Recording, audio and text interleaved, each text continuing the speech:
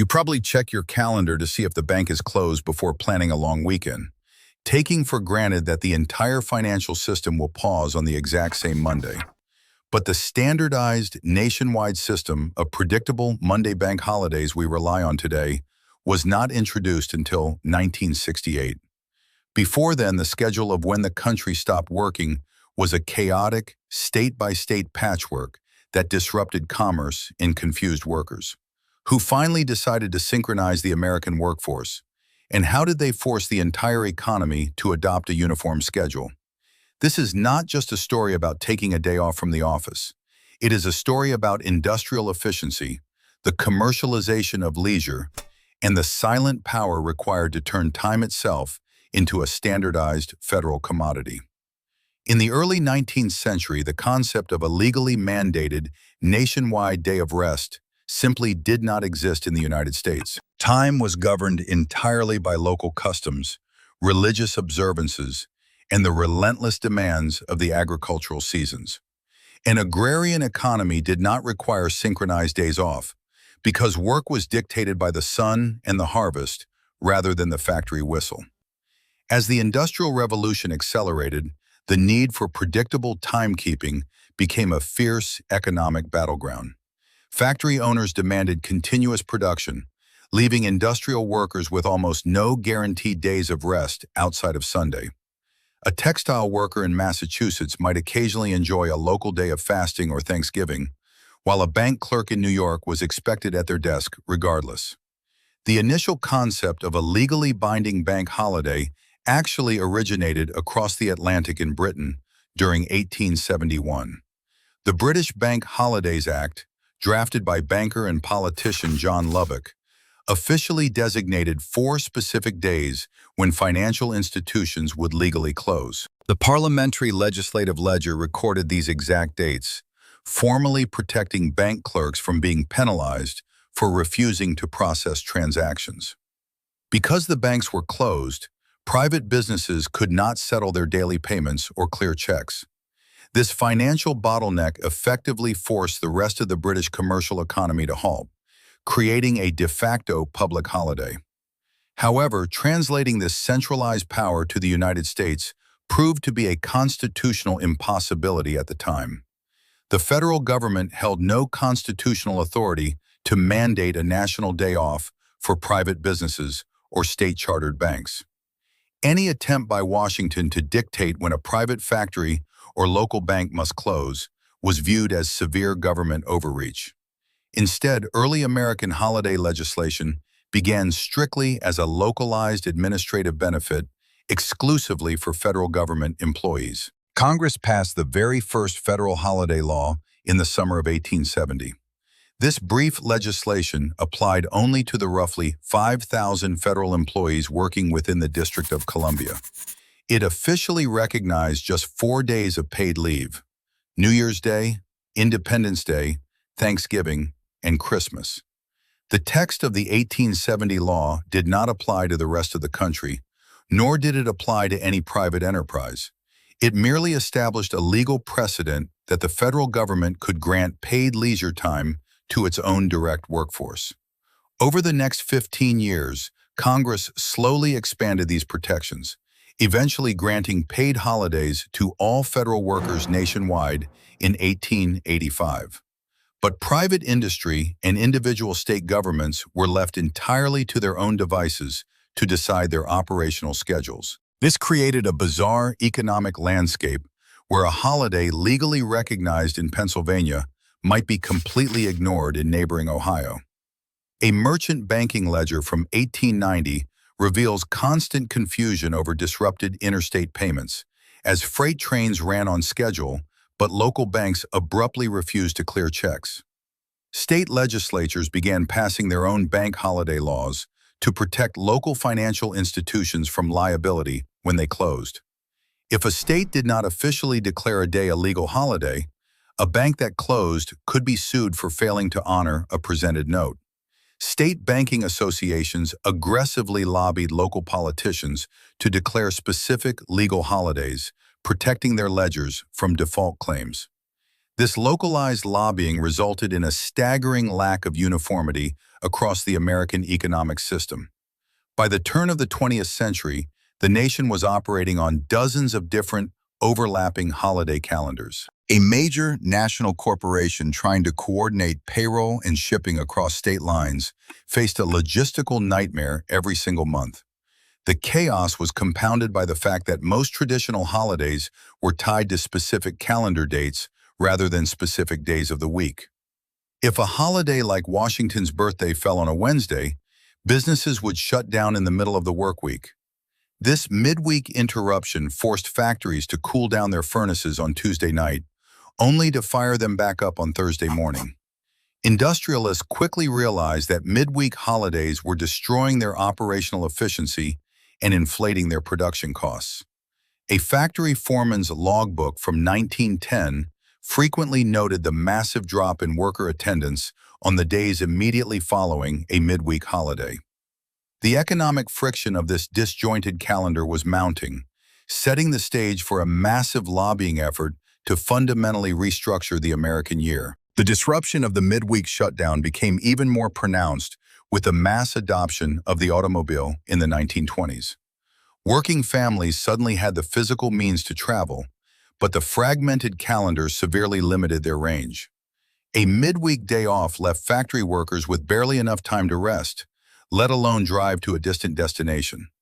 This restriction frustrated a powerful new coalition of commercial interests that was quietly gaining influence in Washington. The burgeoning tourism industry realized that isolated Wednesday holidays were trapping potential customers in their local neighborhoods. Hotel owners, gasoline retailers, and amusement park operators began viewing the calendar not as a cultural tradition, but as an underutilized asset. By the 1950s, the National Association of Travel Organizations began drafting a bold proposal to systematically move holidays to Mondays. They argued that a guaranteed 3-day weekend would stimulate massive economic activity by giving families the time to travel and spend. The association's internal economic forecast reports projected millions of dollars in new revenue tied directly to extended weekend travel. The travel lobby found enthusiastic allies in the manufacturing sector and corporate management. Industrialists calculated that shutting down a plant on a Wednesday and restarting it on a Thursday was a catastrophic waste of fuel and momentum.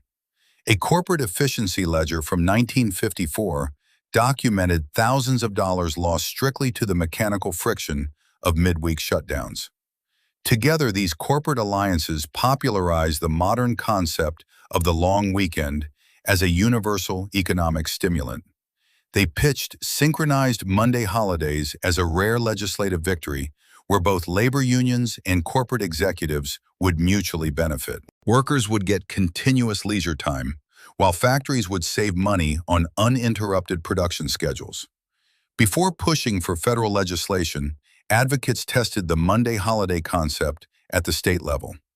In 1953, Massachusetts passed local legislation moving certain state holidays to Mondays to observe the economic impact. A local retail sales tax registry showed an immediate and significant spike in consumer spending during these newly created 3-day weekends. Armed with this localized financial data, the coalition turned its attention to the federal government in the 1960s. They needed a single, sweeping federal law to force the entire national banking system to synchronize its closures. If the federal banks closed on specific Mondays, the state banks and private businesses would have no choice but to follow. In 1967, Representative Robert McClory of Illinois introduced the legislation that would finally standardize the American calendar. His proposed bill targeted specific federal holidays that were traditionally tied to calendar dates and forcibly relocated them to predetermined Mondays. A marked-up draft of the Congressional Committee bill shows the exact moment Washington's birthday was scratched out and moved to the third Monday in February. The true power of this legislation lay in its jurisdiction over federal employees and national banks. The congressional mandate dictated that all federal offices and Federal Reserve branches would lock their doors on these specific Mondays. The Federal Reserve's master clearing schedule effectively forced the entire private banking sector to adopt the same closure dates to avoid trapped capital. However, this aggressive restructuring of time provoked immediate outrage from historical societies and traditionalists. Critics argued that moving solemn dates of remembrance purely for retail profit and vacation convenience was a profound insult to American history. Veterans groups furiously petitioned Congress, arguing that untethering Memorial Day from May 30th would destroy its solemn meaning. The debate on the House floor exposed a sharp cultural divide over the purpose of a national holiday. Was a holiday meant to be a precise historical anniversary, or was it merely an administrative tool to maximize economic efficiency? The congressional record from the spring of 1968 captured fiery speeches accusing the travel lobby of commercializing patriotism. To save the bill, legislators compromised by leaving Thanksgiving, Christmas, and New Year's Day tied to their traditional dates. But for Washington's birthday, Memorial Day, Columbus Day, and Veterans Day, the economic argument for the three-day weekend proved insurmountable. The lobbying power of a unified retail and manufacturing sector overwhelmed the historical purists. On June 28, 1968, the legislative battle finally culminated in the Oval Office. President Lyndon B. Johnson signed the Uniform Monday Holiday Act into law, officially restructuring the American calendar. This single stroke of the executive pen transformed 4 distinct historical anniversaries into guaranteed three-day weekends. The mechanism of this transformation relied entirely on federal employment contracts rather than private mandates. The Office of Personnel Management issued a revised payroll directive that automatically granted federal workers these specific Mondays off.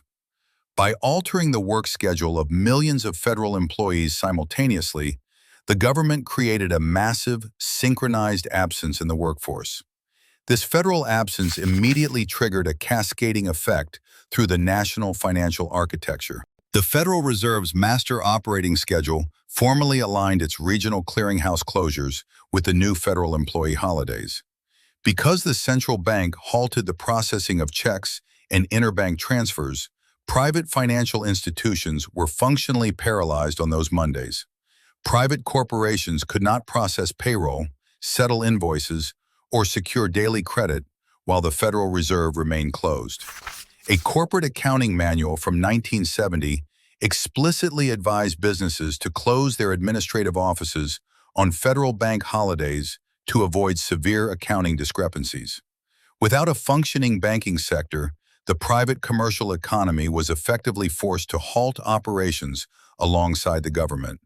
However, the federal government recognized that imposing this radical shift overnight would cause immediate logistical chaos. The legislation included a built-in delay, stipulating that the new Monday holiday schedule would not take effect until January 1, 1971.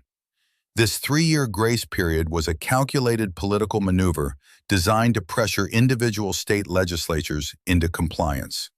Because the federal law only governed federal employees in the District of Columbia, individual states still possessed the constitutional right to maintain their traditional calendars. But state banking commissions quickly realized the catastrophic risk of keeping local banks open while the federal clearinghouses were locked. State legislative records from 1969 show a frantic rush by local politicians to pass matching state laws, desperately aligning their local calendars with the new federal standard.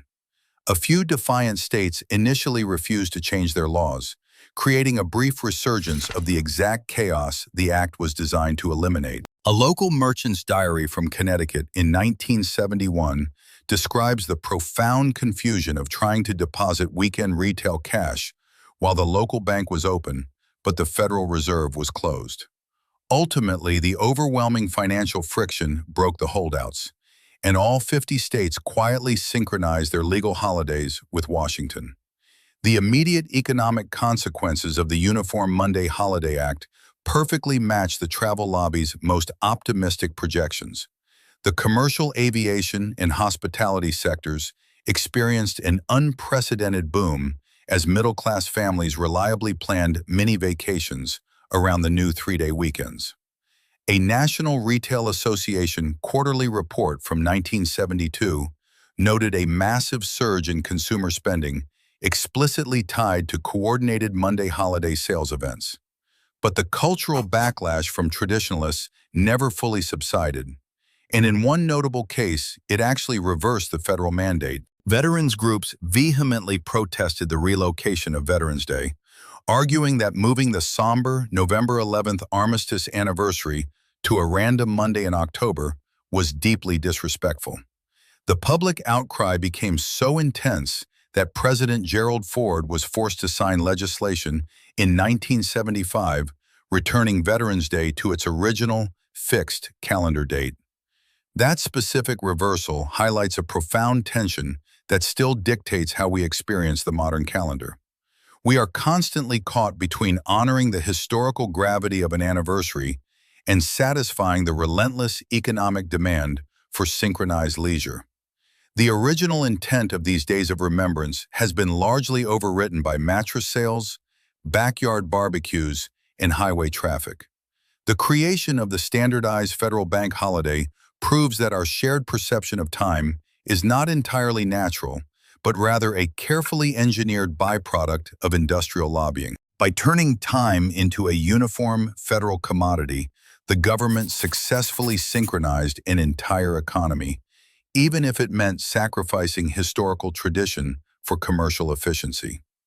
Do you think permanently moving historical dates to create three-day weekends destroys their original meaning? Or is the guaranteed rest simply more valuable for the modern workforce? Subscribe to our channel to uncover more hidden histories and investigate the invisible systems that quietly govern your everyday life.